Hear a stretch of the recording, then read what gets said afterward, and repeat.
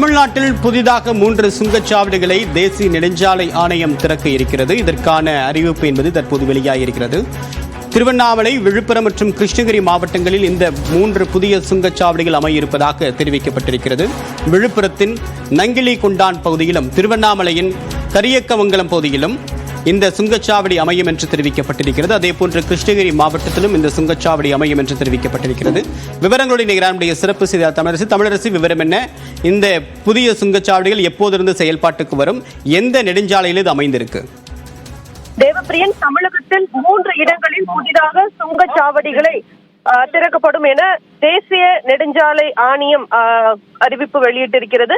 இதில் குறிப்பாக விழுப்புரம் மாவட்டம் நங்கிலி கொண்டான் பகுதியில் இருக்கக்கூடிய பகுதியிலும், அதே போல திருவண்ணாமலை மாவட்டம் கரியமங்கலத்திலும், கிருஷ்ணகிரி மாவட்டம் நாகம்பட்டி ஆகிய 3 இடங்களில் இந்த சுங்கச்சாவடிகளை திறக்கும் தேசிய நெடுஞ்சாலை ஆணையம் திறக்க இருக்கிறது.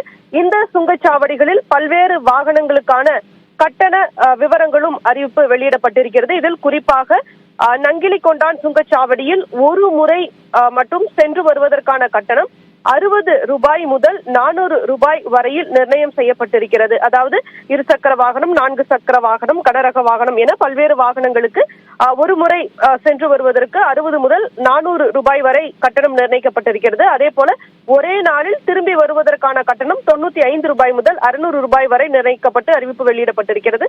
அதே போல கரியமங்கலம் சுங்கச்சாவடியில் ஒரு முறை சென்று வருவதற்கான கட்டணம் 55 ரூபாய் முதல் 370 ரூபாய் வரையிலும், அதே போல ஒரே நாளில் திரும்பி வருவதற்கான கட்டணம் 85 ரூபாய் முதல் 555 ரூபாய் வரை நிர்ணயம் செய்யப்பட்டிருக்கிறது.